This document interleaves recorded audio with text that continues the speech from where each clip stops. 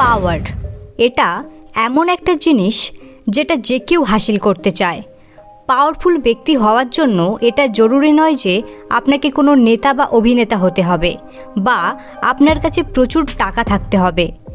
পাওয়ার হলো বেসিক্যালি একটা পার্সোনালিটি এবং একটা বডি ল্যাঙ্গুয়েজ। অন্যকে দিয়ে কিভাবে নিজের কাজ বের করে নেবেন, এটা হলো পাওয়ার। কিন্তু অবশ্যই চেষ্টা করবেন পাওয়ারকে সঠিক কাজে ব্যবহার করার। 48 লজ অফ পাওয়ার এটি এমন একটি বই যেটা আপনাকে শেখাবে পাওয়ার আসলে কী। এই বইটি আমাদের মতো সাধারণ মানুষের কাছে বরদানের থেকে কিছু কম নয়, কিন্তু এই বইটিকে বর্তমানে সিউডো ফেমিনিস্ট দ্বারা ব্যান করে দেওয়া হয়েছে। তাই আমি শিওর নই আমার এই ভিডিওটি কতক্ষণ ইউটিউবে থাকবে। আইদার ইউটিউব এটাকে ডিমনিটাইজ করে দিতে পারে, অথবা 18+ করে দিতে পারে, বা রিচ ডাউনও হতে পারে। কিন্তু আমি চাই আপনি এই লসগুলির ব্যাপারে জানুন, ম্যানিপুলেশন টেকনিকের ব্যাপারে জানুন। আপনি যদি বেশি সহজ সরল হন, লোক আপনাকে ম্যানিপুলেট করবে। তাই মানুষের দ্বারা ইউজ না হয়ে মানুষকে ইউজ করতে শিখুন। বাট এগেইন ডিসক্লেমার, এই লসগুলিকে কখনোই মিসইউজ করবেন না।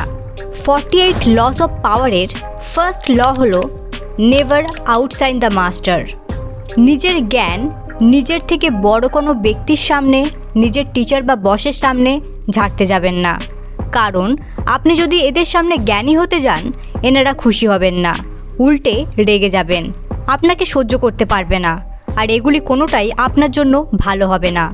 যেমন আপনি যদি আপনার বসের সামনে ইন্টেলিজেন্ট হওয়ার চেষ্টা করেন, আপনার বস আপনাকে দেখে ভয় পাবে, তার নিজের গদি হারানোর ভয় থাকবে এবং যে কোনো উপায়ে চেষ্টা করবে আপনাকে চাকরি থেকে বের করে দেওয়ার। অন্যদিকে আপনি যদি আপনার টিচারকে ছোট করেন, তার সামনে বড় হওয়ার চেষ্টা করেন, এটার এফেক্ট আপনার এক্সাম মার্কসের উপর পড়বে।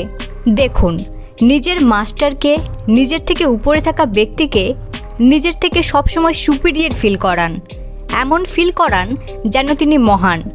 সবাইয়ের সামনে তাকে কমপ্লিমেন্ট দিন, আপনি যাই করছেন তার ক্রেডিট তাকে দিন। এর ফলে তিনি সবসময় আপনাকে তার পাশে রাখবেন। কিন্তু আপনি এখন ভাবতে পারেন এটা তো অন্যকে চাটা হয়ে গেল, কিন্তু আপনাকে বলে দিই, চাপরাশি এবং এই লয়ের মধ্যে ডিফারেন্স হলো বোকা এবং চালাকের। বোকা সবাইকে চাটে, কিন্তু আলটিমেট নিজের কাজ বের করতে পারে না। কিন্তু একজন বুদ্ধিমান জানে কোথায় কখন কতটা বাটার লাগানো প্রয়োজন এবং কখন নিজের জন্য স্ট্যান্ড নেওয়া প্রয়োজন। Law number 2, never put too much trust in friends and learn how to use enemies. প্রথমে এই লটির ফার্স্ট পার্ট ডিসকাস করা যাক। একটি কথা প্রচলন আছে, আপনার ফ্রেন্ড একজন ক্ষুধার্ত নেকড়ে।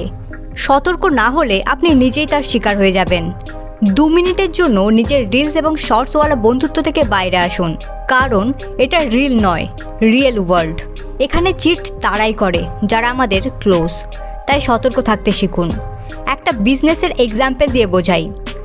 যদি আপনি মনে করেন আপনি আর আপনার বন্ধু মিউচুয়ালি বিজনেস স্টার্ট করবেন, এটা আপনার সবথেকে বড় ভুল। কারণ আপনি আপনার বন্ধুত্ব যাতে না চটে, তাই চেষ্টা করবেন বন্ধুর ভুলগুলি ইগনোর করতে, যা পরে আপনার পায়ে কুড়ালি মারার মতোই কাজ হবে। অ্যাট সেকেন্ড, নিজের আইডিয়াস কখনোই বন্ধুদের সাথে শেয়ার করতে যাবেন না, কারণ হয়তো সে আপনার আইডিয়াকে কাজে লাগিয়ে অন্যদের সাথে বিজনেস স্টার্ট করে দিল, আপনাকে ক্রেডিট পর্যন্ত দিল না। অ্যান্ড থার্ড, যে সমস্ত বন্ধু ব্রেকআপের পর আপনাকে ড্রিঙ্ক, স্মোক এসবের জন্য ডাকে, তারা আপনার ফ্রেন্ড কখনোই নয়। যদি আপনার ফ্রেন্ড আপনার গ্রোথ এবং সেলফ ইমপ্রুভমেন্ট দেখে জেলাস ফিল করে, আপনাকে বলে দিই, ফ্রেন্ডশিপে এটাও একটা রেড ফ্ল্যাগ। যদি আপনার ফ্রেন্ডের মধ্যে গোলকে নিয়ে কোনো ডেডিকেশন না থাকে, লাইফকে নিয়ে যদি সে প্যাশনেট না হয়, জীবনকে যদি সবসময় নেগেটিভলি দেখে, এমন মানুষদের থেকে সবসময় দূরে সরে যান। এখন আসা যাক সেকেন্ড পার্টে, learn to use your enemy. যে ব্যক্তির কোনো শত্রু নেই, কোনো কম্পিটিটর নেই, সে জীবনে কিছুই হাসিল করতে পারবে না, কারণ আপনার শত্রুই আপনাকে টপে পৌঁছাতে সাহায্য করবে। ক্লাসের টপ আপনি এই জন্যই করেন কারণ আপনার কম্পিটিটর রয়েছে, তাদের থেকে আপনাকে আগে যেতে হবে এবং তাই আপনি মেহনত করেন। যে কোনো বিজনেসম্যানও এই কারণেই কম্পিটিশন করেন, কারণ তারা একে অপরের থেকে আগে যেতে চান। আগের দিনে কোনো রাজার যখন কোনো শত্রু না থাকতো, তার তলোয়ারে জং ধরে যেত। আর আজকের দিনে যদি আপনার কোনো শত্রু না থাকে, তাহলে আপনার ব্রেনে জং ধরে যাবে। তাই শত্রু থাকলে তবেই আপনি লাইফে গ্রো করবেন। এখন শত্রুকে আরও কিভাবে ইউজ করা যায় সেটা দেখা যাক। ধরুন, যখন ফেসবুক, টুইটার, ইনস্টাগ্রাম সমস্ত সোশ্যাল মিডিয়া অ্যাপসের বিরুদ্ধে কোনো ল পাবলিশ হয়, তখন এই সমস্ত কোম্পানিগুলি যতই একে অপরের কম্পিটিটর হোক না কেন, এই সময়ে সবাই এক হয়ে লয়ের এগেনস্টে দাঁড়িয়ে যায়। আরও একটা এক্সাম্পল হলো, আপনিও দেখেছেন আমেরিকা চায়নার শক্তিকে দমন করতে অন্য শত্রু দেশের সাথে কিভাবে হাত মিলিয়ে নেয়। তাই আপনাকেও শেখা প্রয়োজন, জানা প্রয়োজন, কখন শত্রুকে নিজের জন্য ইউজ করা দরকার আর কখন সতর্ক থেকে নিজের গ্রোথে কাজ করা দরকার। সো এই দুই লকে নিজের পার্সোনালিটিতে অ্যাড করুন। বেশি ভোলাভালা না হয়ে ম্যানিপুলেশন টেকনিকে মাস্টার হয়ে উঠুন। 48 লস অফ পাওয়ারের বাকি লস যদি আপনি জানতে চান, অবশ্যই কমেন্টে জানান।